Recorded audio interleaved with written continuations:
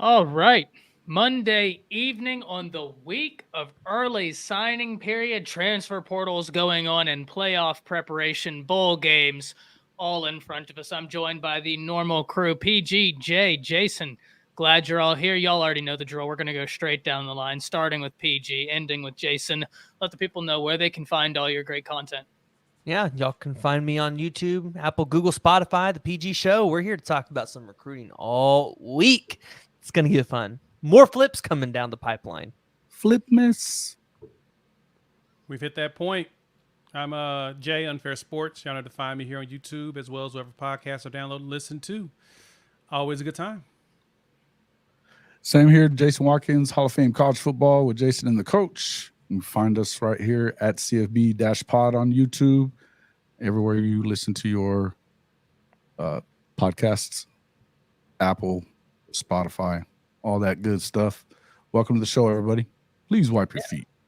Welcome in, wipe your feet. Cody, the professor, in here with us. Cody, I don't even know where we begin today because it feels like we should be talking transfer portal. A lot of big things happen here. And then about 30 minutes before we go on, Dylan Raiola, longtime number one quarterback in the 2024 class. Now, depending on where you look, he's the number one quarterback in the composite. I believe he's the number two quarterback in the nation. But five-star unanimously flips from Georgia to Nebraska. Now, there are some family ties at Nebraska. Nebraska was chipping away before Georgia. But, gentlemen, it's just a little bit odd to see a guy flip from Georgia to Nebraska. I get there's the ties, but Georgia's on a real heater in terms of their production, back-to-back national champions. I understand they didn't make playoffs this year, but they were a game away from the college football playoffs.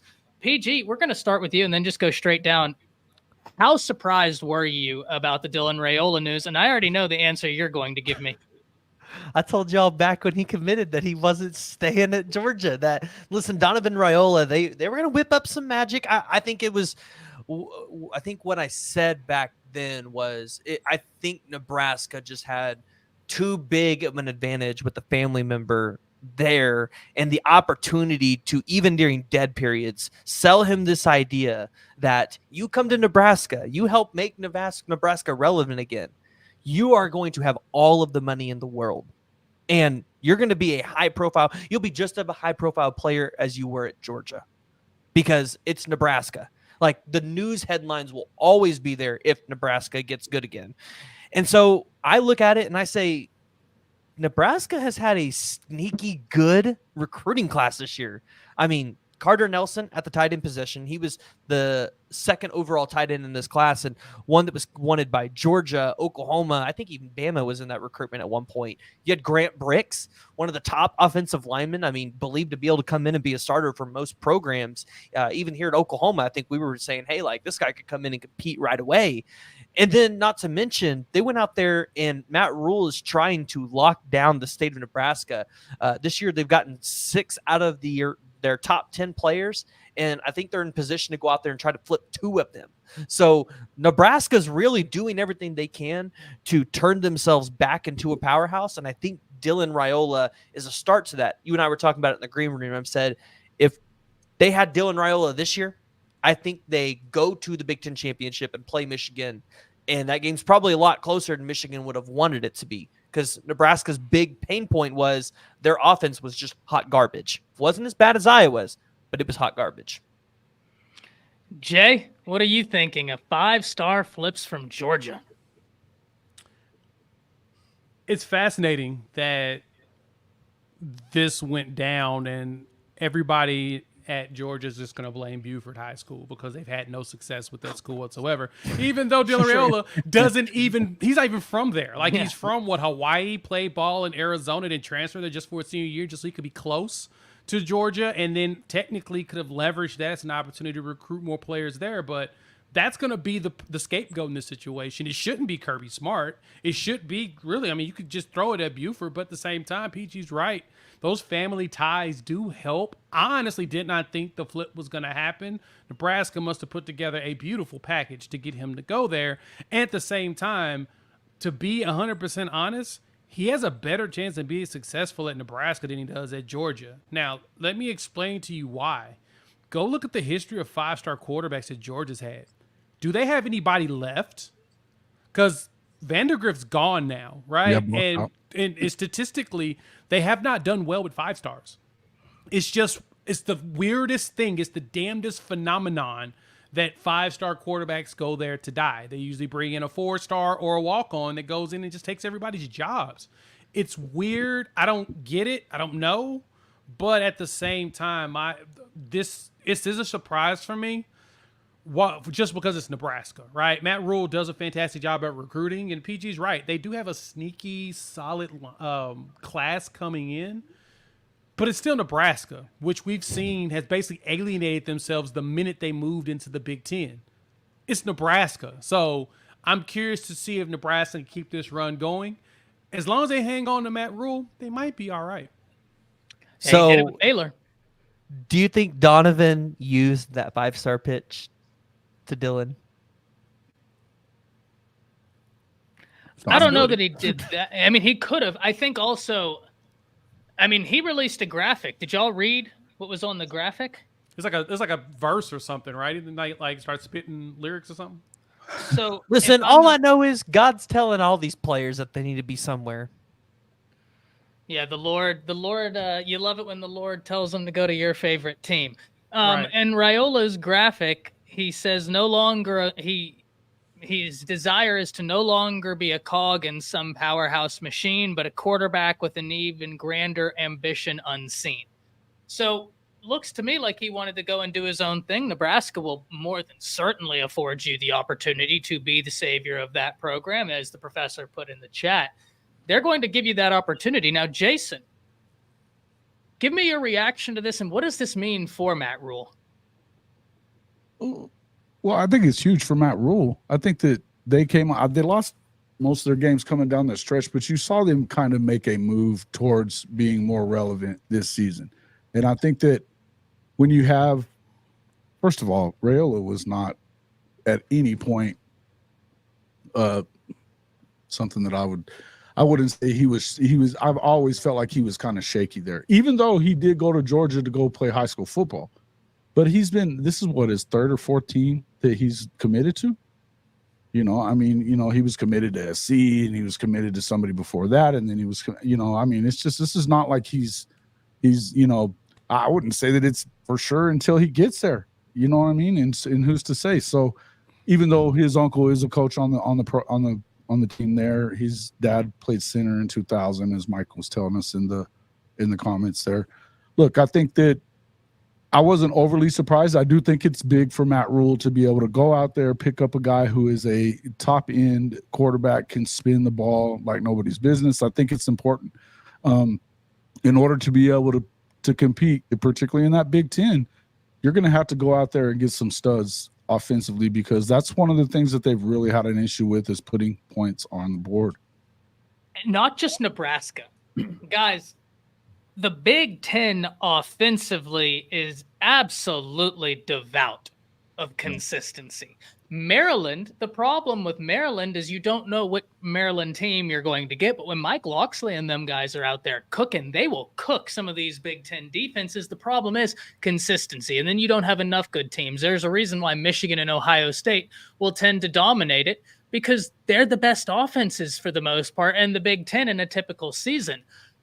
Addressing the offense is huge. Now, just open to the panel in no particular order. What does this mean in terms of recruiting for Nebraska? How many playmakers do you think they're going to be able to flip between now and Wednesday, or between now and February? Because let's be honest, I think you have a much better case at pitching to a blue chip wide receiver.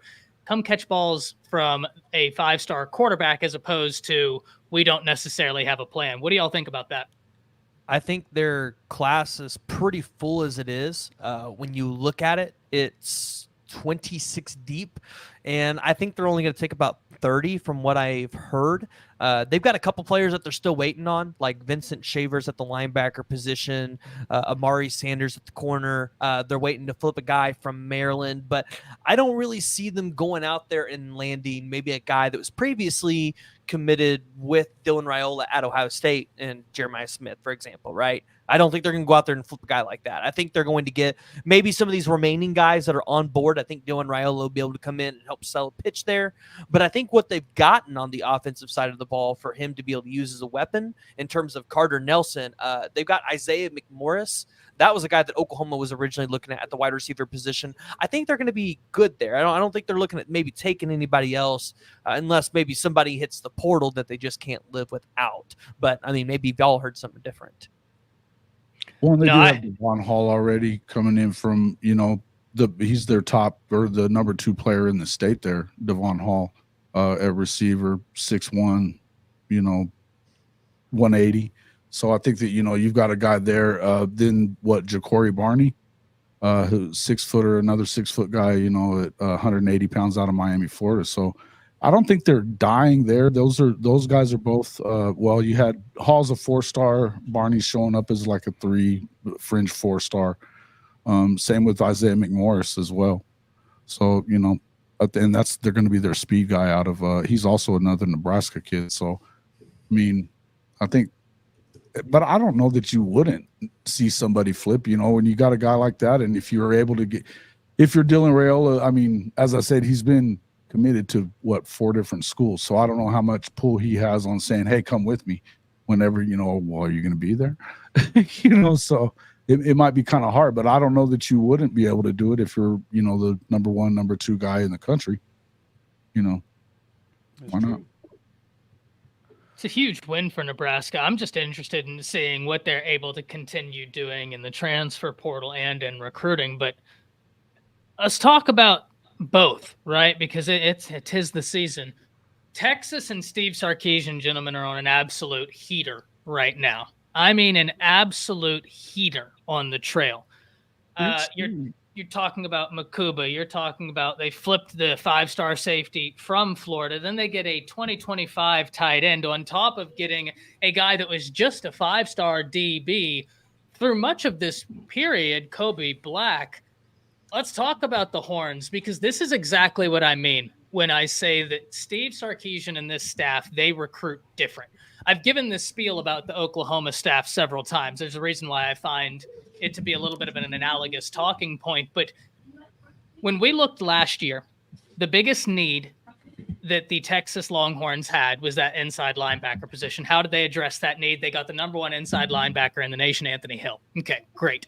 We go into this year. What's the biggest need? You need something in that edge position, right? But before we really uncovered the secondary need, we knew that they had to have an edge. What better way to do that than you got a 5-star edge in your state playing for Duncanville that all these SEC teams want? You get them to stay home. Great.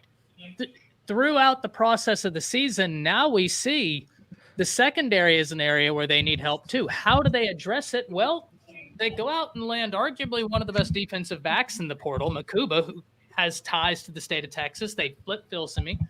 I mean, I am blown away with what Sark and company have been able to do and continue to do on the recruiting trail. And this is the fundamental difference I've talked about. It's the difference between getting a snack of a recruiting class as compared to recruiting full meals. And that's exactly what Sark is doing. Same order as last time. We'll go PG. Oh, different order as last time. The camera angles are all what? We'll go PG, Jason, Brinsky, Jay, take us home. Talk to me about Texas, because I'm really blown away with what Sark and those coaches are doing out there right now. Shoot, I texted Jay the other day when I heard Kobe Black and Xavier Filsaime might be in the same class. And I said, is Texas about to go try and chase a number 1 class? Because that's really feels like what they're trying to do out here. Xavier Filsaime was a safety that Oklahoma was looking at early, ended up moving on from, committed to Florida, and I thought he was going to be there. And after Florida held on to that quarterback, I'm trying to think of his name. Lagway. DJ Lagway. Yes. And he was believed to be flipping to A&M, and Lagway came out and said he was committed. I'm like, oh, so Florida's going to drop bags to keep their players. I mean, I started to have doubt that he would flip, but no, I look at it. Texas has done everything they needed to last year with getting linebackers and edge rushers into this program. I know somebody had a question. Steven had a question about their defensive line. Their defensive line is going to be fine. They got Alex January. They have Colin Simmons, and they have a couple other guys there as well. Top-rated defensive linemen for that. So I look at Texas and go, going into the SEC, they have positioned themselves perfectly to be able to go out there and compete with the Georgias and the Bamas. The question is, are they going to be able to continue the success that they've had this season, one, in development, but two, keeping this locker room together and not, letting it turn into a little bit of chaos? Are they going to be able to keep all of that going into next year and the years beyond? Because Texas does Texas things and they self-destruct. And that's going to be the thing that keeps Texas from creating themselves back in the national contention every single year. Fair. Listen, that historically has been them. I guess the question, Jason, I'll pass to you. Has Sark already proved that he's well on his way to righting some of those concerns? Yeah. Well, this year he did. I mean, they had a couple of games that they very easily could have lost, probably would have lost.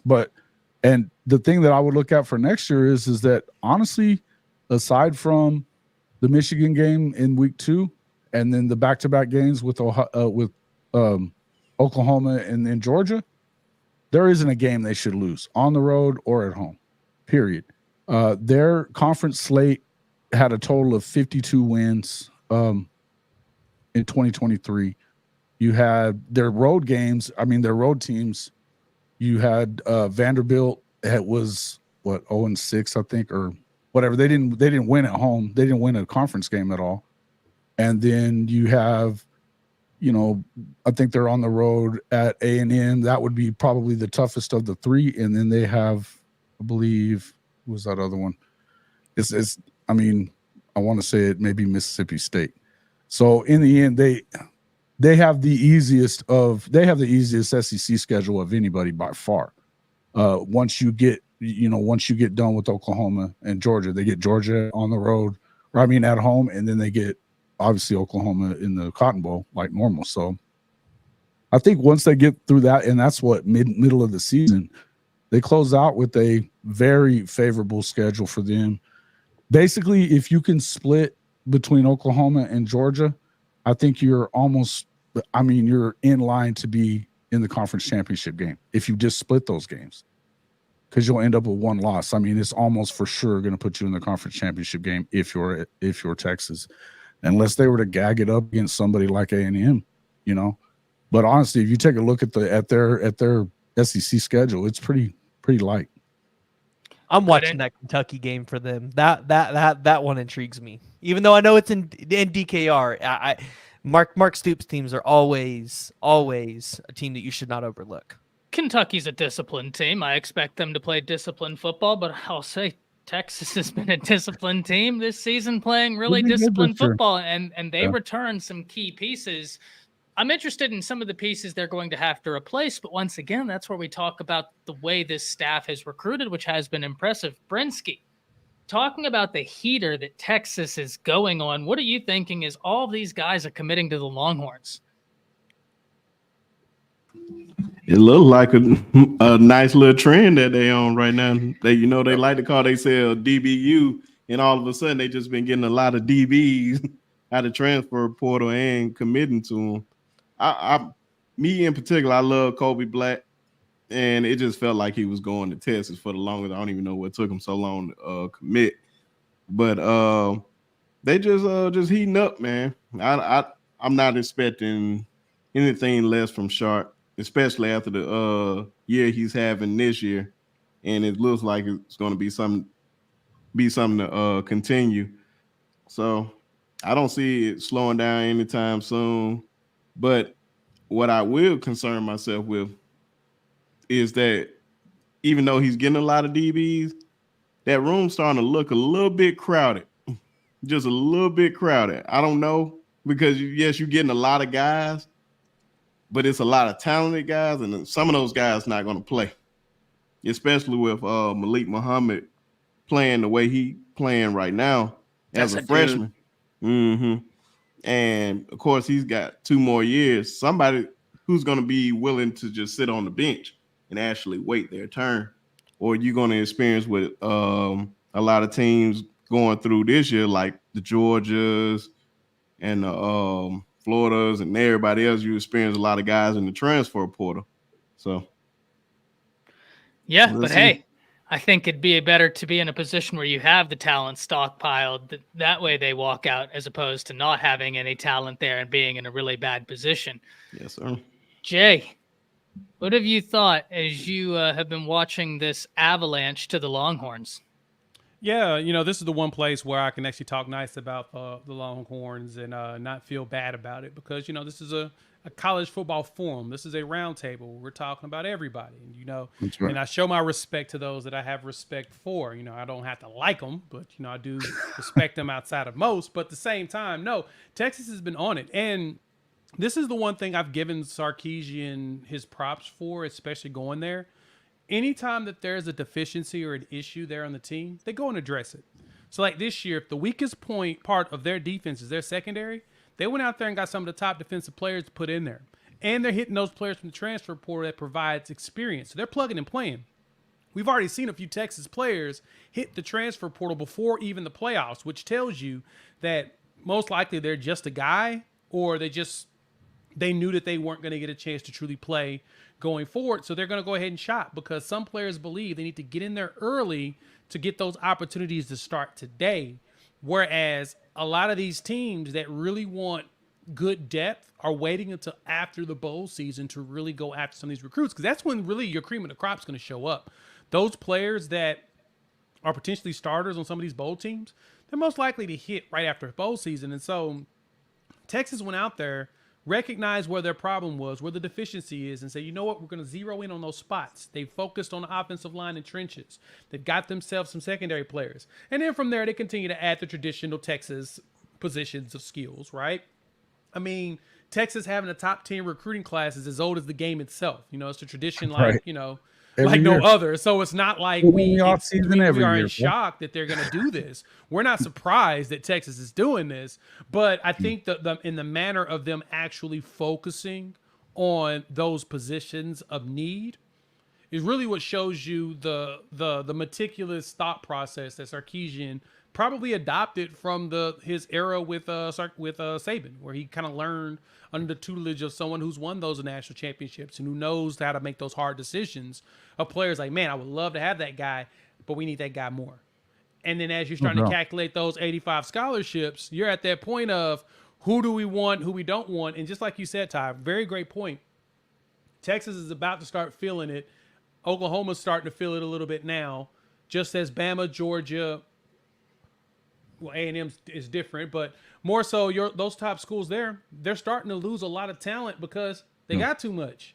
At a certain point, you got to start letting go of those players because you only got 85 scholarships. And so as long as you're not losing key and critical players or whatnot, I expect Texas to see a big influx of players leaving as well as coming on a regular basis. But because Sarkisian is so focused on that foundation, they'll be just fine. They'll maintain competitiveness as long as he keeps that in the forefront like he's been doing so far. And he's done a great job at that. He's done a great job he started off with the offensive line, which he knew was going to be important there. It's something that they had clearly not handled very well in the past. He starts off there, then he goes defensive line, and now, clearly you're going to see in the playoff that their biggest hole is going to be in that secondary when they've got the best passing attack in the country coming at them. So, I think that he knew that, and don't think that the recruits don't know that too, that they're going to have an opportunity to come in, play right away when your guys when you're coming in and replacing a secondary that has been vulnerable this season. I'll tell you what, I'm excited to see what they continue to do in terms of recruiting, but I'm interested in seeing this coaching staff because you have guys like Kyle Flood, you have Bo Davis, you have Jeff Banks. I mean, there are some heavyweight recruiters, just to name a few.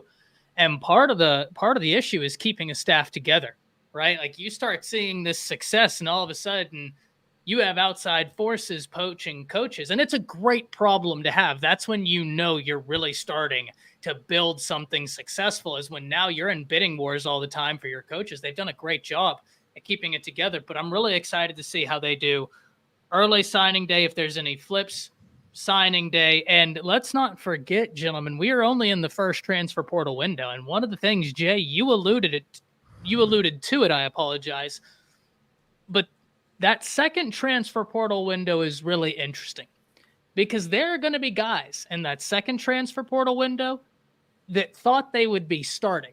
And the reason why they didn't enter in the first window is because they thought, okay, well, the guy above me is about to hit the NFL draft, or he's hitting the portal, I'm next. They might realize come spring, there's a young guy, a transfer portal entrant, a freshman, or someone who's been on roster that's past them. You're going to get some quality pieces in that second transfer portal window. But let's talk about recruiting real fast. And then after that, we're going to let Jay talk to us about the new addition Oklahoma got. But Brinsky, we need to relish into some Alabama good news, my man. We need to have this conversation, because coming off of this weekend, Alabama had a surprise visitor in Tuscaloosa, 5-star defensive lineman out the state of Georgia, Edric Houston. Committed to Ohio State, but whenever he committed, it was largely between the Buckeyes and Alabama. This surprise visit has gotten a lot of attention, and deservedly so. Freddie Roach is that guy when it comes to defensive line recruiting and recruiting in general, and we know what it's like when Nick Saban gets that final press. That is something I'm really excited about, but that's not the only name to keep up with. Kevin Riley, a running back from Tuscaloosa County in the state of Alabama, currently committed to Miami, ranks as the number 76 player per the 24/7 Sports Composite, I believe. I think he's the number 4 running back in the composite. Bama's working to flip him as well as LT Overton having a good visit per all reports to Alabama, but that's something we're going to have to keep up with. Brinsky, any surprises you're hoping for on early signing day and national signing day? And lest I forget, there's still the Perry Thompson drama, the will he, won't he, that we have got to look for. So, Brinsky, I'm going to start it with you. What are you thinking for Alabama as early signing day approaches? Man, that Edric Houston stuff was so out of nowhere, man. Just the simple fact that they posted like he's on campus and all that. I got really excited because I was like, why are you going to Ohio State, man? You really ain't got to go up there. But it's starting to make more sense as the days go by. Apparently, it's a rumor that Larry Johnson is going to move on from Ohio State. I don't know how true that is. So, and of course, we all know what he produces with the Bosa brothers and Chase Young and all those guys. But like you said, Freddie Roach is building up a resume just like that with the type of players that he's putting in the draft. So we definitely got to give him that same type of respect. And I think he can see like how geographically that is good for him, because it's probably be harder for his family to go up to Ohio State, well, Columbus. But even with NIL, but they in Georgia, that ain't nothing but a skip and a rock to just get to Tuscaloosa. So geographically, that makes a lot of sense for him. And scheme-wise, it works out for him too, playing under that system. So it's a lot of major factors. And just seeing him just come on campus and it just be an unofficial couple of days before the early signing period is amazing. So I can see a flip coming, but I wouldn't bet my money on it. But it can possibly happen. And then with Perry Thompson, I'm not believing that. I just think he just hyping it up until signing day. He's gonna sign with Auburn. I don't expect nothing from Perry Thompson when it comes to Alabama. It's going to be interesting to see. Now, he did post that graphic with both the Bama jersey and an Auburn jersey, and I was like, man, if you're committed, why is that Bama jersey in there? We'll see. I think it'd be hilarious just because 5-star flipping from Auburn, right? Yeah, my fault. But I think the only thing that gets me every time I think of Perry Thompson, the only thing I can think about was this past summer when he said I was 60% committed to the Alabama Crimson Tide. I like, okay, he's gonna flip. It was just a matter of time. I just kept saying he's gonna flip. He's gonna flip. I have never in my life heard a recruit say that he's gonna do that. Of course, all of them say I'm 100%, and then 1,000% and all that. But I have never heard nobody say that. That was, we'll see, man. I just don't see it happening. If it happens, I'm gonna be like, okay, are you really here? So we'll see. It's all smoke and mirrors. Jay, what are you thinking? Should Alabama fans, or really should college football fans, be expecting some Nick Saban fireworks this week? Absolutely, it's Nick Saban, man. This again is a tradition as old as the game itself. This guy has a tendency of getting those young, promising prospects, especially ones that are top tier, and he whispers in their ear the sweet nothings of coming to Alabama and I'm going to get you drafted. You only got to take 1 year of body aches before you actually get yourself sent to the next level. Preserve your body, go to the NFL and actually last for 10 years instead of the traditional 3. Make it to the pension by hitting those 5 years. We'll do that for you because you only need 1 year of tape to be a first rounder with me. So, of course, he's going to definitely sell a lot of these players on that dream because it's a reality. We've seen this happen with him on numerous occasions. All you need is that 1 year of tape. And so Houston can come in, get his weight up, work out, do what he needs to do to prepare himself. And then the year before that he's eligible to go pro, start getting his reps in. And then the year of his eligibility, plays an entire season and cooks. That is what he's going to push for. And so I can anticipate there'll be some flips. I don't know if Houston will. The question's going to be, is Larry Johnson gone, right? The question is the Godfather going to retire? That's been the rumor for like 2 years that around 2023, 2024, he was going to go ahead and he's going to hang his whistle and be done with the recruiting trail. Put that smartphone down and get out those DMs. But we don't know if that's going to be true or not. If it is, Bama's got a really good chance of snatching the kid up. If he don't, I think he ends up sticking to his commitment to Ohio State because if anybody outside of Bama put some defensive ends and some linemen in the pros, they get guys drafted in the first 4 picks all the time. So they have the same argument. The question is, which person do they want to learn underneath? And you really don't go wrong either direction. But I can see Saban and them putting the full court press on the guy. He's local. He's close. Makes sense if he's a rock skip away. But I'd say keep your eyes open. Be cautiously optimistic. Keep the caution there, though. 100%. PG, what are you thinking for Alabama in terms of early signing day? Man, I thought this was going to be a quiet class for Alabama. And then all of a sudden lately, they're just trying to go out here and flip kids. But no, Edric Houston would be a great addition if you guys are able to add him. You guys are looking at a couple flips, but I mean, hey, I think Jay put it perfectly right. Larry Johnson, it's all going to depend on whether he's not going to be at Ohio State long-term or not, right? If he's there long-term, I don't think you guys are taking Edric Houston from Ohio State. So, fair enough. Fair enough. Listen, I've always said Larry Johnson is the godfather of defensive line recruiting. If there's anybody that when I see them on that recruiting board, I'm like, okay, this is going to be a fun battle to watch. Go ahead, Brinsky.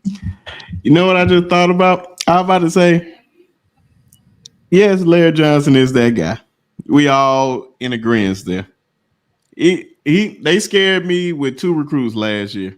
With Keon Keeley, I was like, okay, it's us and them. And I was just like, okay, he's spending too much time up there. He's taking pictures with LeBron. I'm like, all right, I'm getting discouraged. But he ended up at Alabama. So I don't know, man. Maybe he knew something in advance, or maybe just saving, or Freddie Roach gave him that talk. So we gonna see, man. It's really gonna come down to it. But this is a different guy. Of course, I know that much, and a different relationship. But we're gonna see where it come down to. But I just want to get that out because I forgot how nervous I was about that, and Caleb Downs one. I was very, very scared. Well, and the retirement talk has stepped up a lot lately because of the fact that him and Jim Knowles are apparently not getting along as well, Larry Johnson and Jim Knowles.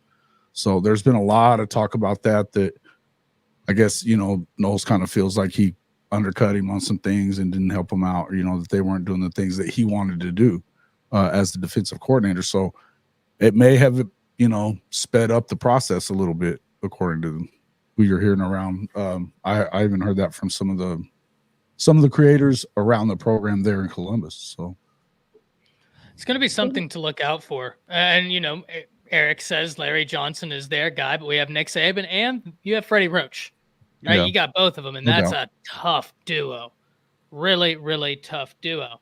Now, PG, just you're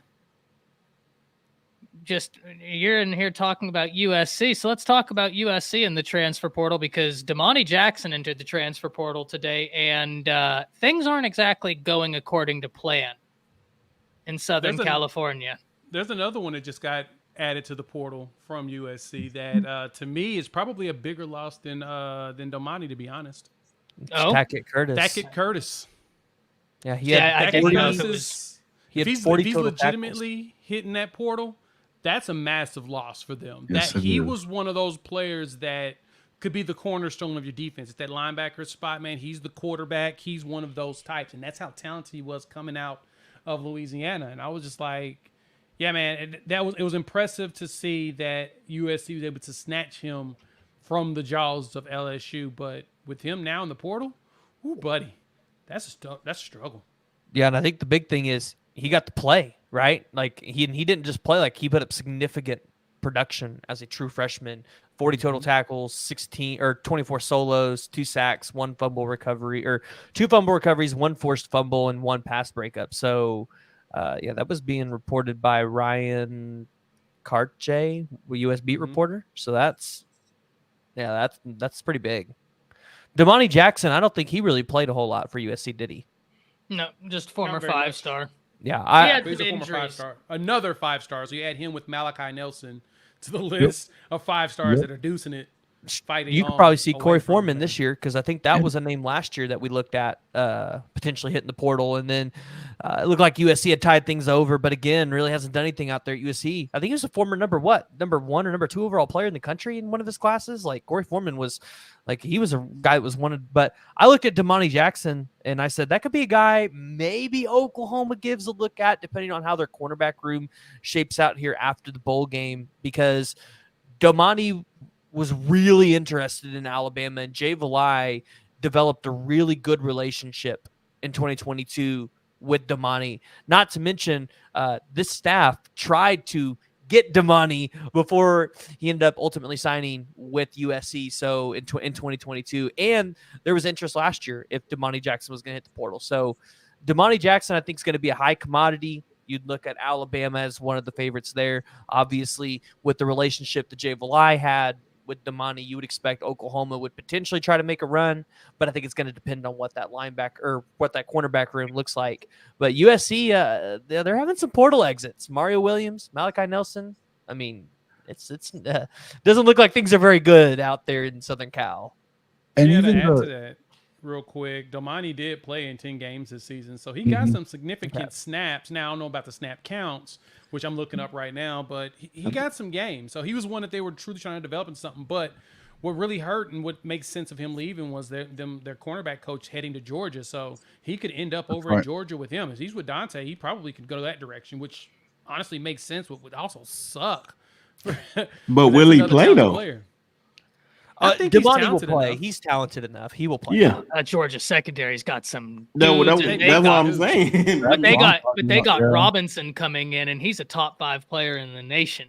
I think the only game I've seen Damani play the whole time was that Oregon game this year, and he did not look good. And I was very, very high on him, man. I just pray to God he goes somewhere where he can play. Is a defensive-minded coach, teach him some better technique. Because like PG said, man, he's very, very talented, man. And I want to see Alabama, Oklahoma is what you're saying, right? Why would he follow Dante? Go there, then. Is the question. like Brinsky mentioned, a few people have questioned his technique, and just in some games he just doesn't look very good. I mean, do you want to follow the cornerback coach that didn't make you look good? And the next question is what's Georgia thinking bringing him in? Is it scheme? Is it him? What's it look like? Well, and the South thing is, come on. but they're not even winning. I mean, and they are in trouble at SC. I mean, they're not winning the guys that they're supposed to be winning for an offensive coach, much less the guys on the defensive side of the ball. And I understand that they brought in, a guy that a lot of people really expect a lot of good things from. He put together a top level defense at UCLA this season. But the truth is, you're already not winning them, to get the commitment to begin with. And then the ones that you do, now you're getting flips and having people leaving and in the portal.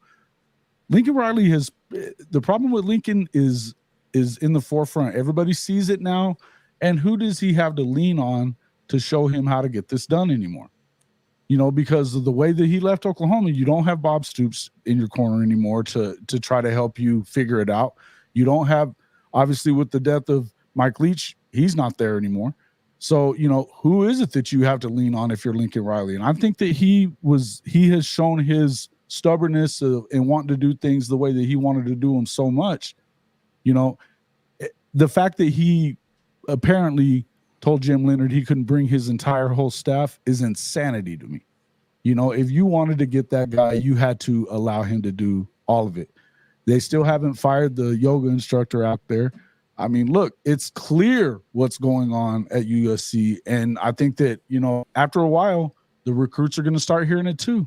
Hey, it's true, man. Yoga instructor. Yeah, to go with to what Coach I mentioned, as well as Shawty mentioning the lack of experience, the thinness of experience in their secondary right now, makes sense. I mean, Damani had over 700 snaps this season, 600 of them coming at wide corner. So he has the experience. The question is who's going to be there to coach him on the technique that you're looking for, right?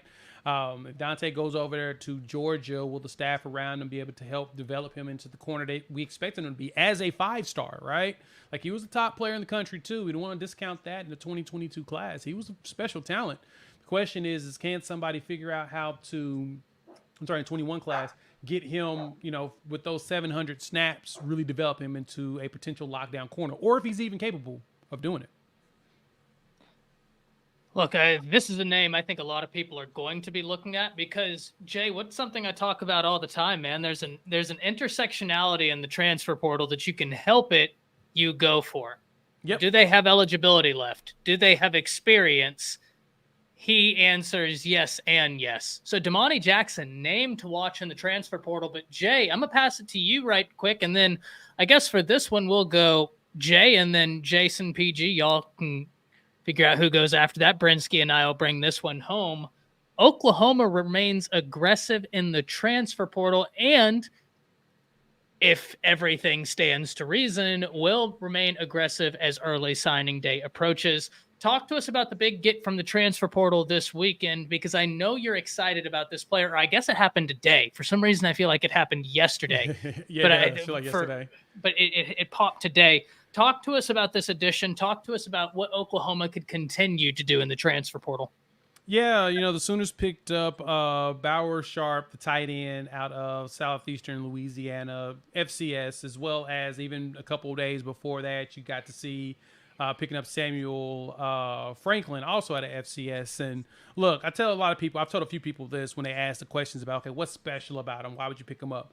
Think of them as picking up a JUCO player, right?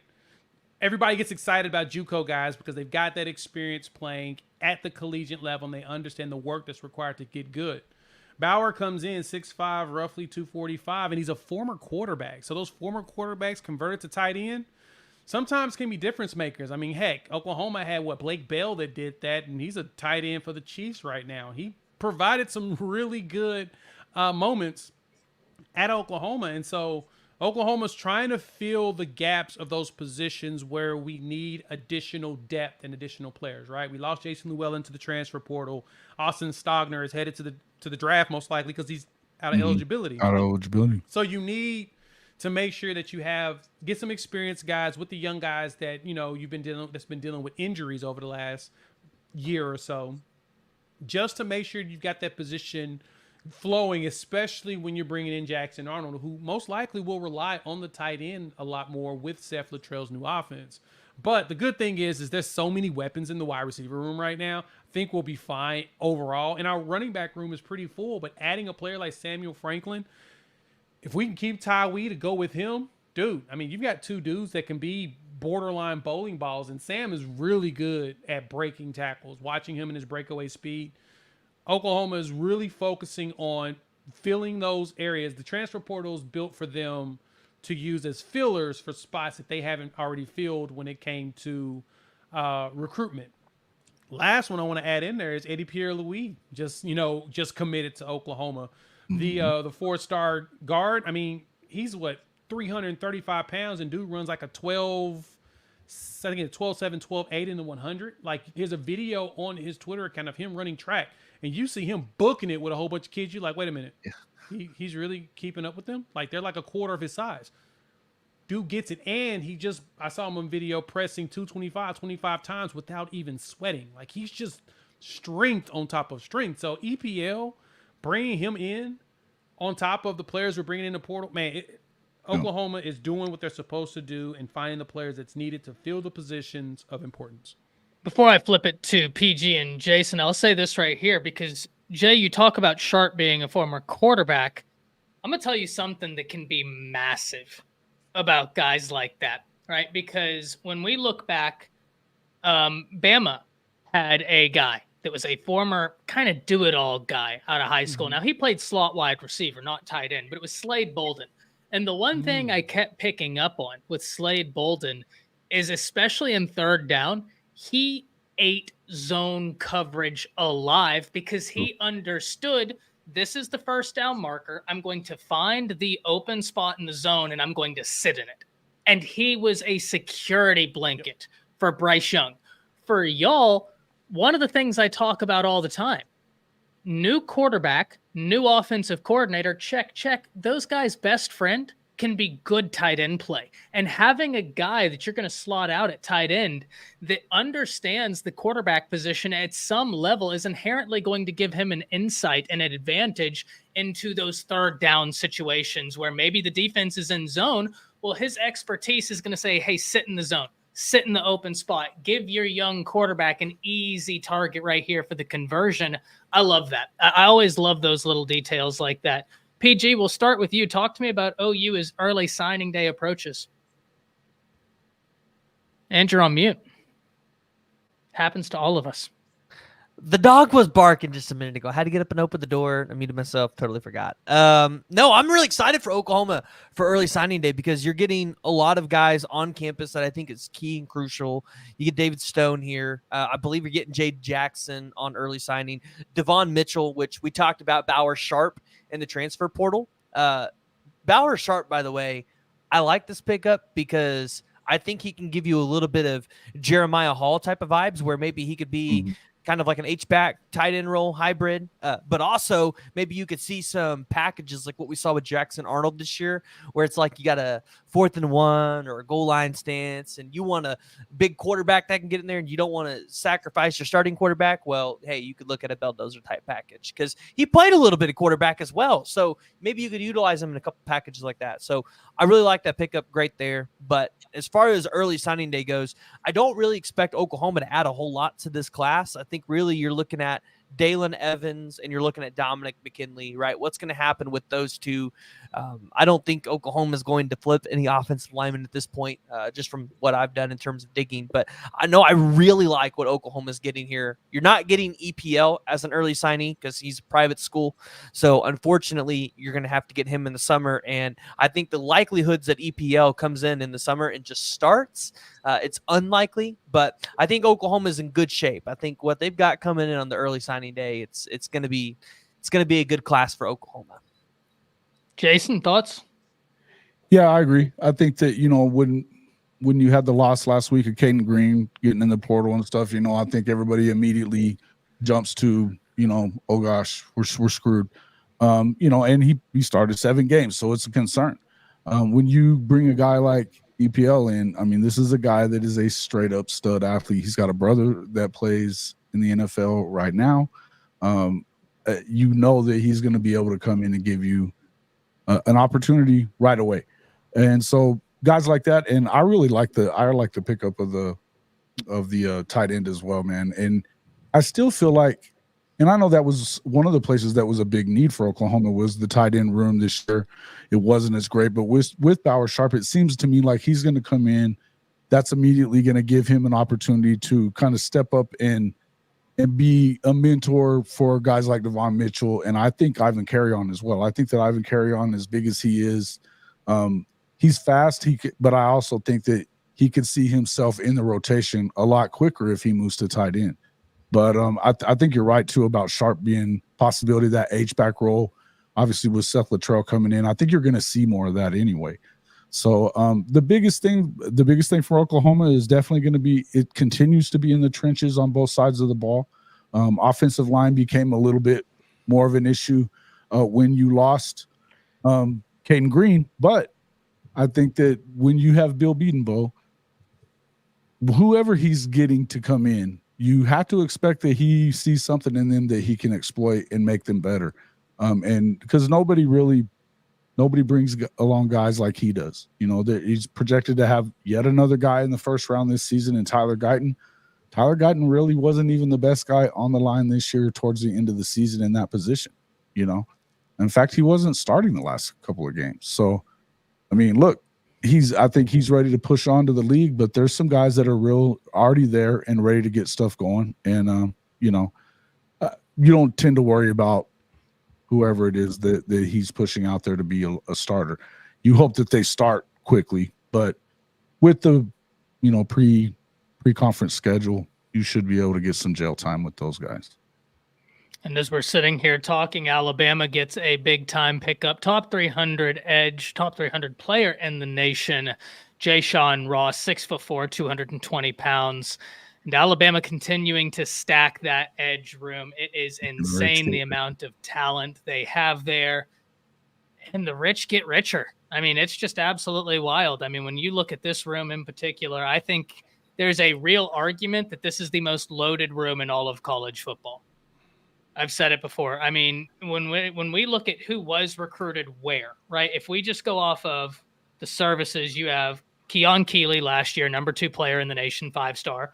Jan Zapier, 5-star. Now you have Jay-Sean Ross on top of Dallas Turner, Chris Braswell. They're about to head to the league. But you have Quindarius Robinson, Keanu Cott, Alexander, who is a 5-star, Quay Rusaw, who is a 5-star. I mean, it is just insane, the level of talent they have there at the edge position. So rich get richer. Going to be a lot of fun to see this upcoming season, what everything looks like there, especially with Dallas Turner and Chris Braswell moving on to the NFL. Brinsky, what's your thoughts? We don't recruit. We only reload.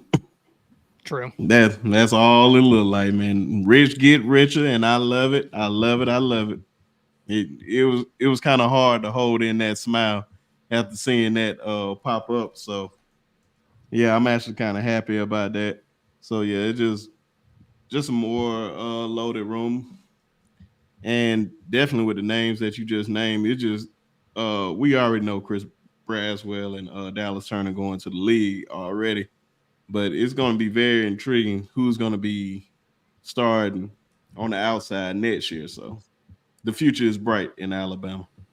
Yeah, absolutely insane. If I'm not mistaken, there are 4 or 5 5-stars just and that's including Braswell and Turner just sitting in that room. Absolutely insane.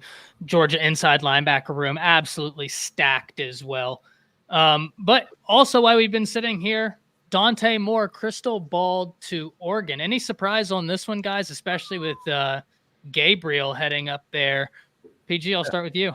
No, it's a great opportunity for Dante Moore to sit behind a super veteran quarterback and know that, hey, like after next year, I'm taking the reins. And here's the thing, like Dante Moore, this is not a situation where he might take the reins after Dylan Gabriel leaves, he will be taking the reins. Like you saw him get some time in at UCLA. And although like he just didn't blow you away, like, you know, with a year under the tutelage of a tenured quarterback, he's going to figure it out and he's going to get an opportunity to gain chemistry with these wide receivers and the offensive linemen. So I think Oregon was, because I would have thought it would have been Michigan if Michigan didn't already get their quarterback in the future in 2024. So I think it's a great move on Dante's part. There was a need at Oregon, and he definitely filled it. Listen, and you got to think about the last 4 years. DG has not finished out a full season without getting hurt. So there's an opportunity for him to come in. He's going to learn from him, but DG tends to get banged up at some point during the season. So you had to expect that. And I think you're right. I think you're going to learn a little bit from him. And I think that Dante Moore is the real deal, but yeah, I think that DG's it's a good opportunity for him to, he's going to get in there and play and do what he does. But, if Dante Moore sees the field, there's an opportunity he may not get it back from him. Yeah, I don't see that with it personally, only because, DG's seen some injuries, but it's usually been like a game and a half. Besides that big shoulder injury, he's played before that. Besides that shoulder injury season where you only played 3 games, he's played over 12. He played 11 games every season. So, but the good thing though is the way that Oregon plays ball, they're gonna have a lot of blowouts in front of them to the point of Dante Moore will play the entire second half of games, right? So you're not wrong on the capacity that Dante Moore has a very good chance of seeing the game. I think the bigger thing for him is he was thrusted out there at UCLA, and man, he just wasn't ready. And you could tell in the way that he was trying to figure things out. The game was moving too fast for him. But going up there at Oregon, being behind, Dylan Gabriel and really learning, similar to what we've seen with Jackson Arnold, being able to have someone that can walk you through it and walk you through the steps, that has a very good brain when it comes to being a quarterback, very high football IQ, can do nothing but work wonders for him in his future going forward, which he's recognized. He's like, all right, I need to go somewhere where I can really get some tutelage because they're trying to fire my head coach anyway, so I don't even know if Chip Kelly's going to last past the season. May as well go to the school that I should have signed with from the beginning. Then I've been prepared to go ahead and play this season instead of having to sit one more year. But that's okay. He'll be just fine right behind Dylan Gabriel. He'll get a lot of game, and then the year after that, we can see the Dante Moore era really begin. Brinsky, what are you thinking? No surprise at all. But the only thing I would say about that, are we sure that Gabriel's going to start? I'm not saying that Dylan Gabriel is not a good player, because he really is a good player. But I don't know. I just think Dan Lanning is very, very high on Dante Moore, and I can absolutely see him starting over him. So that's going to be very, very interesting. Because that's why when I there's no chance. I don't think the thing with Dante that you saw was an inability to take care of the football. He had like multiple picks in I think every game he played in. He had 3 straight games of 3 picks and 3 picks, correct. like 3 picks and 3. Yeah, he was brutal. Yeah. He was pretty brutal. In 2 years, thrust it in there. In 2 years, DG had almost 80 touchdowns passing and only had 12 interceptions total. Yeah. I'm getting all that. I just know that spring game is going to be very, very interesting. Now, I'm about to say, I think Dante's great. Don't get me wrong, but I think that he needs to learn to not turn the football over. Listen, if he starts Dante Moore over Dylan Gabriel, Oregon fans might be calling for Dan Lanning's head. But at the same time, look at what Dan Lanning did with Bo Nix, right? He got Bo Nix there. He convinced this Bo man was there. called Bo If Picks. he goes before He he was went to called Oregon. Bo Picks for years, and so he took a veteran quarterback because he brought his offensive coordinator with him initially, but in that second season, he stuck 100% with Bo. So I totally see Gabriel going in there as the starter initially, maybe down the season, depending. But Gabriel's good enough to lead them to a bunch of victories. If they feel like they need an additional spark, I could see them going in there and asking and playing Dante more and more. But I think the bigger thing is they want him to be the long-term solution for them, right? They want to get 2 seasons of him as starting quarterback like they did with Bo Nix. He's not a guy that's going to go into the draft after his 3rd season. So at that point, you may as well learn this bad boy now, sit behind someone that can teach you like just the playbook, if anything. Then you can go propel yourself into being a star player. Because they already know they only got Gabriel for 1 year. He's only got 1 year eligibility left. The question is going to be, does Oregon get themselves another quarterback out of the portal after Gabriel leaves? That will tell you how he feels about Dante Moore. Yeah, and no, here's the thing: go ahead. it's kind of the same way I was saying. Whenever I kept saying that we needed to try to keep Dylan around for the first year in the SEC, I've said that. I said it a bunch, and the reason for that is look, if you have a guy like Jackson or now Dante Moore come in and beat you for the job, fine. You know, go in and push for it, fine.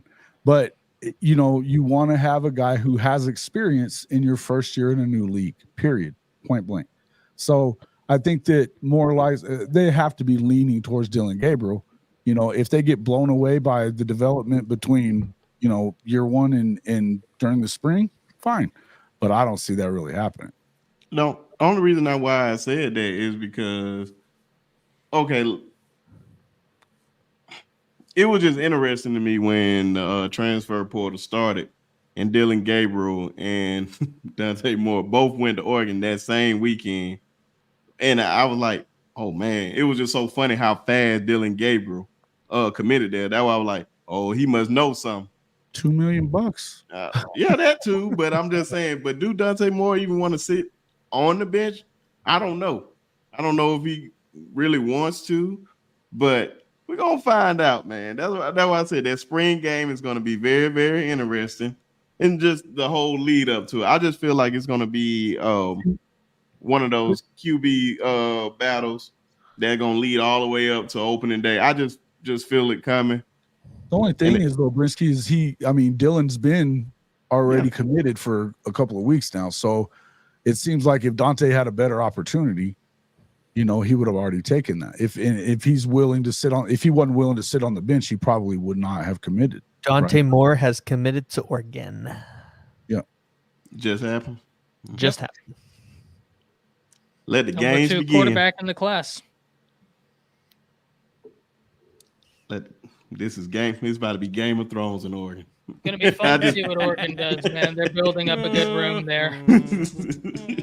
That's hilarious. Oh, I'm just stirring up drama up there, man. I just want to see it, man. Me too.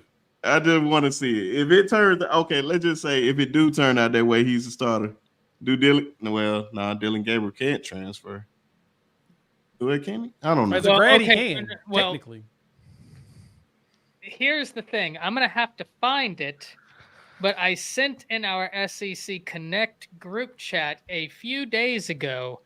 There's legislation out where a court has basically put an injunction for the transfer portal, and there's a 14-day window where, if I'm reading it right, it doesn't matter if you've transferred 1 billion times. You can transfer 1,000,000,001 and play. Yes. Yeah, right now Immediately.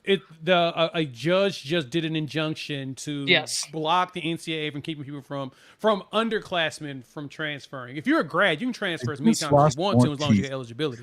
But I just don't. Saying that, I just don't think that even if he's not going to, right? We're just playing theory for the sake of playing theory right now, ladies and gentlemen. No news. We're just having a theory conversation.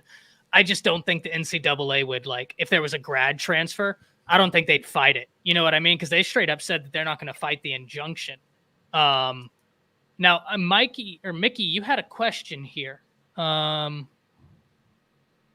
You asked, and I wanted to talk about it as kind of our closing topic, because I think it's one we can talk about very quickly and ended up here. Is Riley in serious big trouble in SC? Listen, when I think serious big trouble, the answer is no. And here's why I say no. Because to me, serious big trouble means you're about to lose your job, meow. Right? Like you're going to lose your job in the next few months. I don't think that that's going to happen. Now, if USC goes into the Big Ten and lays a goose egg and the defense still looks terrible, yeah. So I think Lincoln Riley is on a seat. I'm going to be honest on this one. It does feel like he's in trouble, and it's because the exodus is big. We're not talking about guys that are being processed out, right? We talk about the transfer portal on a regular basis, and this is one thing that I try to communicate to my viewers all the time. I don't judge kids when they hit the transfer portal, because in the majority of the moments, it's because the school has 85 scholarships and we want your scholarship now because we probably ain't going to play you. So we're leaving you the opportunity to go where you can get a chance to play. Please go, be free, do it. Go learn and play somewhere else, because here we'll make you a preferred walk-on, but we need that scholarship number because we got another dude that we want to bring in and see if he's better. So I try to be very weary about my criticism of kids going into the portal. In this situation, he's losing starters. Like, he's losing guys that are supposed to be the heir apparent. He's losing dudes that are supposed to be the ones that are supposed to be taking over, the ones that are supposed to be the next man up, and that they've shown in some places and maybe not others. Like, Ty, me and you have talked about Malachi Nelson a few times. We talked about him back when they were recruits, and when we looked at him, we thought that he was probably the worst of the 5 stars. Not 4s, but 5s. There was about 5 5-star quarterbacks, and we thought that he was probably at the bottom just because he's so small, and just certain things about his play just didn't just jump off the screen like the others. He was supposed to have been the dude that Lincoln takes out there and goes and wins another Heisman with, and now he's gone. So I think it's one of two things going on at SC. One, the players have already decided they're done with him, because I've heard some rumors around how things are running there, and it ain't very pretty. The second thing is that dude's taking the Chargers job in the next couple of weeks, and these players know it. So they're getting up out of there knowing that he ain't gonna be there anyway. See, I'm not privy to the NFL, but I do know that the Chargers are awful. So, listen, I was answering this question from a perspective of job security, right? Listen, I've had the conversation with you. Plays real good defense. I think there are some questions. Brinsky, talk to me. It's funny that we got all the Oklahoma guys, and I heard these guys countless times just talk bad about Lincoln Riley. So, yeah, I'm more interested in really all their perspective, because I know it's going to be bad. They can care less about Lincoln Riley.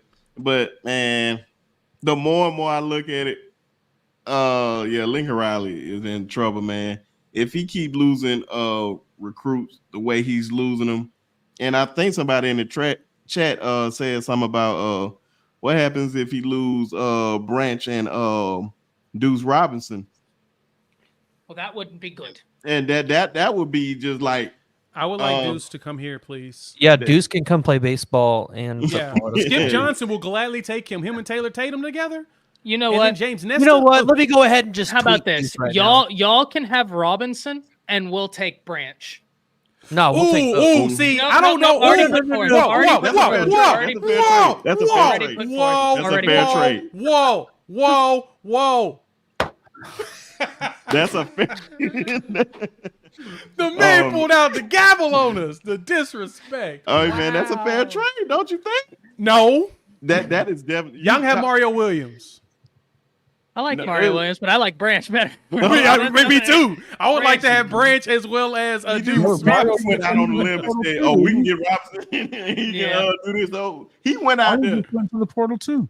I apologize to everybody for hearing that loud bang on the gavel. That's on me and your ears. You send your complaints down to the comments section. It actually wasn't that loud. You should do it more often. Oh yeah, okay.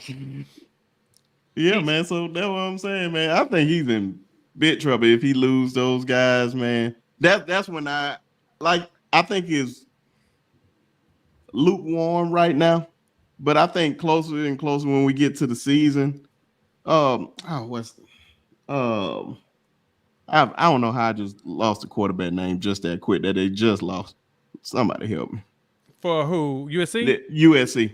Caleb Williams. No, not Malachi. Malachi Nelson. Malachi Nelson. Thank you. Yeah. And the crazy thing about that, man, I was like, why are y'all entertaining Will Howard? Like, I got a 5-star already ready to go for next year. Like, why are you entertaining Will Howard? I don't see nothing special about Will Howard. And I don't like how, only thing I know about Will Howard is how he blew that Texas game and him in the transfer portal. I'll tell you why Lincoln Riley wants Will Howard. Why is that? Because he's a Kansas State quarterback. And what quarterbacks dice up Lincoln Riley better than anybody else? Kansas State quarterbacks. I mean, it's a fair point. But at the same time, also the other thing is I think we've all come to the conclusion that Malachi Nelson ain't it.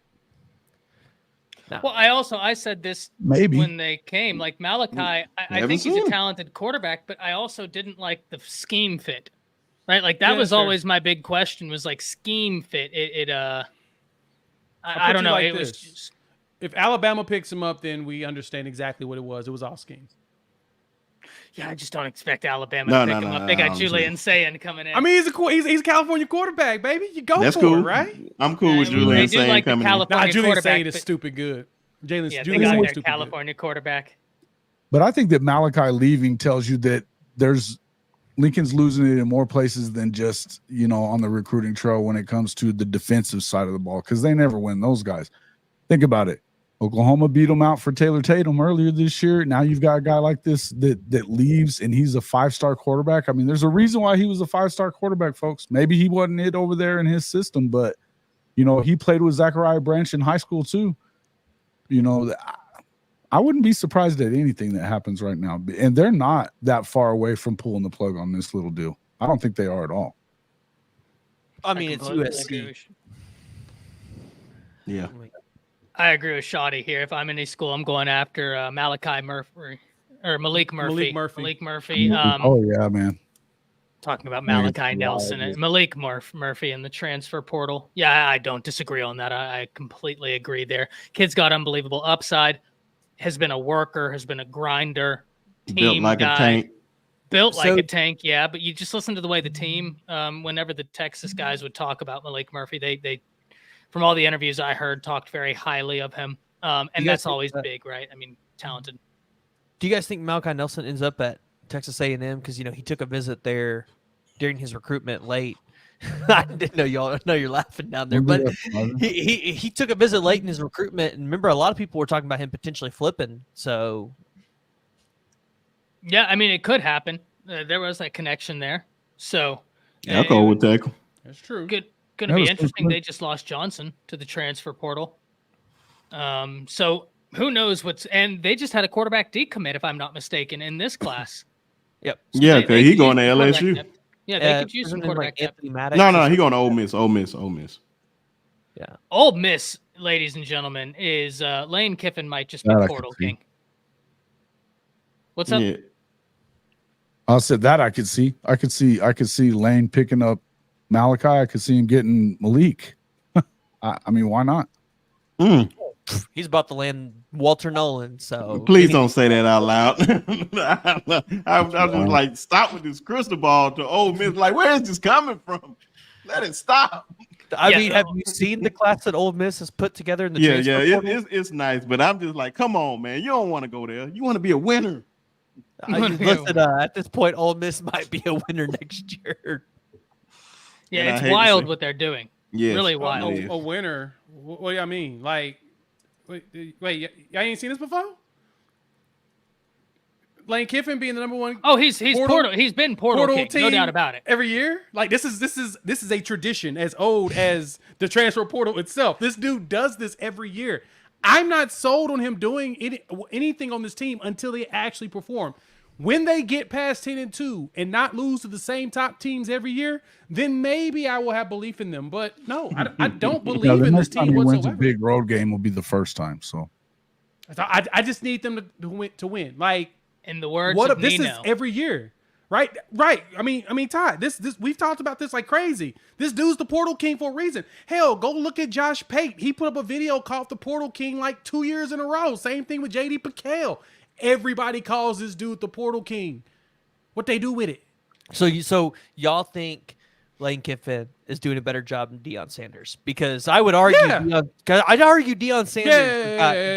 got Lane's definitely doing a better job than Coach Prime. But the other thing with Prime is he only had 1 year. He's doing it for a refresh.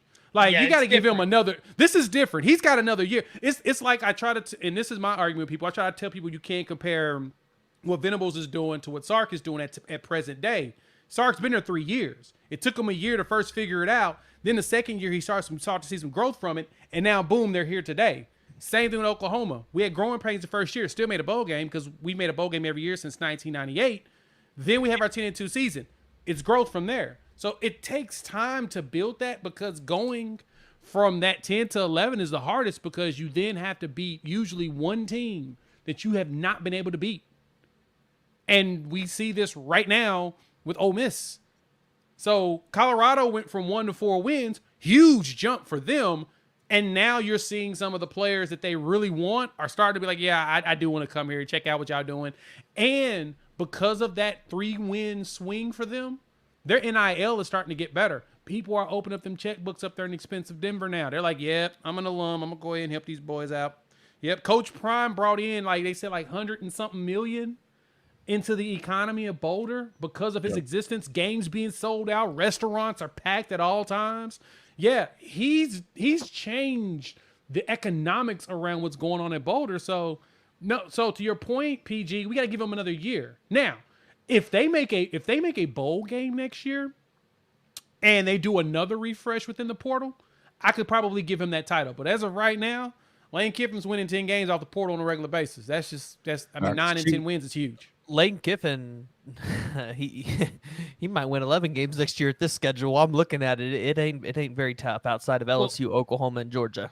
Let me say this right here. Because I got to give a shout out to Nino. Got the easiest schedule though. I got to give a shout out to Nino. Nino has asked this question, God, 3 or 4 weeks now. 3 or 4 weeks now. Brother. He asks us, what is Lane Kiffin's signature win? And that's for anybody in chat. That's for anybody. What is Lane? Was it that A&M win a few years ago when they went in there and shut them? College Station. We'll beat them in College Station. Shut them out. Yeah, right. That's why I stopped saying shutout, because I started thinking Lane Kiffin shutout. That doesn't seem like 2 words that go together. But an upset at College Station, is that it? And if was so, it him or Heisman Trophy winner this year? Alabama. That's a good one. That's a good one. LSU, Jason, I'll accept that. That's a fair one. PG? Was it him or Hugh Freeze that got the Alabama win?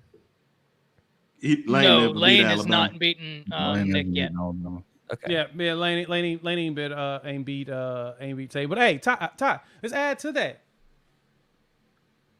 Nick already knows. I say this dude is the same. There's 2 dudes that the Spider-Man meme of college football in the coaching ranks with Lane Kiffin. The other dude just pointed at him. Who is it?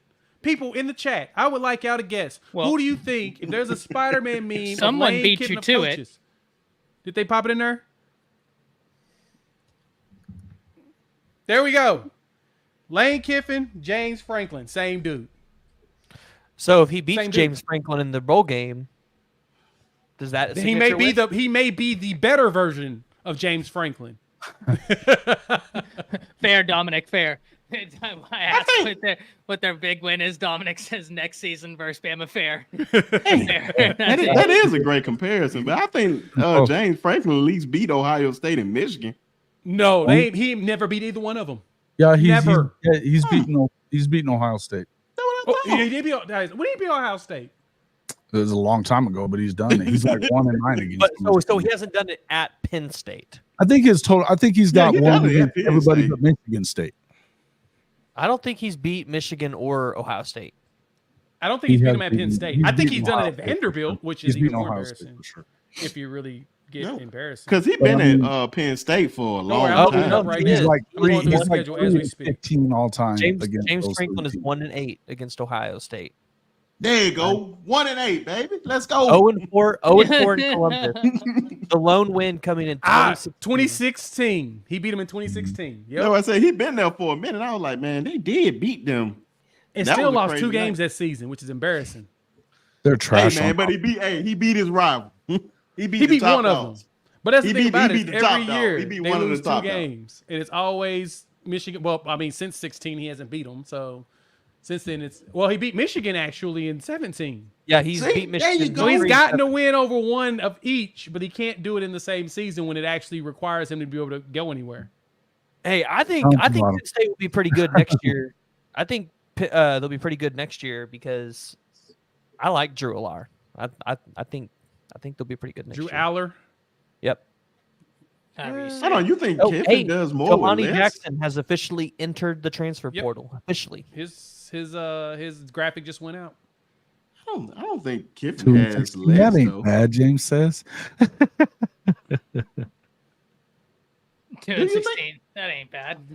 See, 2-16. You can't say that about Lane. Can't say Lane ain't really beat nobody like ever. When did Lane get to Ole Miss in 2021 or 2020? 2020. I don't 2020. know, No, Shawty. before then. I don't know. It Before may have then. been 19. I don't think it was 19 though, was it? I think it was the 19 season because Sark was offensive coordinator at Bama for Well, that no, he went to 2020. FAU. He went to FAU before That's he right, went to that's Ole right, Miss. that's right. Yeah, So yeah, 20, he had their stunt there. Yeah. So I think 2020, I Lane's think. signature go look. win. I think his signature win is against Texas A&M in 2021, where he beat them. They were number 11. 2020. 2020 is his first year there. In 21, they beat. Let's look and see what In makes 21, they beat number 11 Texas A&M 29-19. I don't know why I always thought that Lane was at Ole Miss in 2019, but you're 100% right. It's 2020. Which is crazy. Which is even funnier. You say that he beat number 13 Arkansas. He beat number 11 Texas A&M, which I don't understand why anybody even bought any of Texas A&M stock at that point. So I don't consider that a signature win because. But that was the year they beat Bama, right? And then they lost. To Baylor in a bowl game. Yeah, but I mean, look at Lane's schedule though. Like, I'm gonna be honest, when you have to play Bama, Arkansas, Auburn, LSU. A&M, when they're all good, like, come on, you're gonna lose some of those games. Like, you're not gonna win all of them unless you're Nick Saban. I mean, unless you're Alabama. That's my point. That's what. Yeah. So like, I look at it and say, okay, so he lost to the teams that we expected him to lose to outside of last year, where he just dropped a goose egg to. Which means he's not going to win a Shenandoah championship, which is kind of the point of this conversation, is that we ain't saying that Lane Kiffin's a bad coach. I ain't say James Franklin's a bad coach either. Both of them will get you 10 wins on a regular basis. They're probably going to lose those two games they need to win in order to go to the playoffs and go deep into the playoffs. They ain't going to win it. It's like Coach Hart says, it's Mark Richt. 10 wins. Yeah. 10 Yeah. wins Rick and not was that winning. same way. He's a really good coach. Really good coach. Just couldn't win. I just know James Franklin is 2-16. That's the only thing I do know. He has 2 wins. You know, we give him that 2-16 versus Now Michigan. take that. 1-8 against Ohio State. I give him that. Hey man, he's consistent. Yeah, he just loses to 2 teams on a regular basis, which he hasn't beat either one of them since 2020. So, Yeah, look, Jay, you've been making this comparison forever. I just the same dudes. All right, gentlemen. It's been almost an hour and 30 minutes. I need to get out of here because I have another show I'm going to feature on, and it's about that time. We're going to go around the table. Everybody knows the drill. We're going to start with PG, end with J. PG, let them know. Y'all can find me, The PG Show, YouTube, Apple, Google, Spotify. Make sure you tune in tomorrow at 6:30. We're going to talk about some transfer portal updates. And I see a lot of y'all freaking out on Twitter right now about some guys that Oklahoma's going after. So we'll talk about all that tomorrow morning at 6:30 a.m. bright and early. Crack of dawn. Early morning PG shows, huh? This is hey, I'm Jason Watkins with Hall of Fame College Football with Jason and the Coach. You can find us right here at CFB-Pod. We have our live stream every Tuesday night at 8:30. So look for us tomorrow night, 8:30 Eastern time, right here. And then you can find me at JW_HOF on Twitter as well. Well, I'm Brinsky Sharp of the Sharpshooters Podcast. Catch us every Wednesday. We drop every Wednesday. And always and forever, thanks, Ty, for the invite. Appreciate you, my brother. And all the rest of you guys. And I know Monday is Christmas, so happy early Merry Christmas to all you gentlemen. Yeah, we probably won't meet next Monday, so this will be the last Monday meeting for a while. We're not meeting? What? I'll be in Virginia. Jay. Y'all know what it is. Jay Smith, Unfair Sports. Follow me on YouTube. Follow me on Twitter at Unfair Sports, as well as wherever podcasts are downloaded and listened to. Yeah, we won't have our Around the Table next Monday, which is going to be weird. But at the same time, everybody, Merry Christmas, Happy New Year, possibly, because I think right after that, it's all bowl games at that point, and we all gonna be busy every evening up until the 2nd. And so, yeah, enjoy this time, ladies and gents, because this is all we got. 100%, a lot of fun in front of us, and I will be doing a early signing day stream. It's probably going to start at around 10:15 in the morning on Wednesday. If you are over on Bama Football with Kyle Henderson, you can follow the show over there as Kyle and I wrap up that 9 to 10 o'clock show. I'll be going from there to the Around the Table Sports channel right here, and we are going to go live for early signing day. I don't know if y'all remember, but last early signing day, I was live for 6.5 hours. So 6.5 hours. We'll have fun on early signing day. Until then, y'all take it easy. We'll see you next time. That's it. See ya. And the spinning wheel just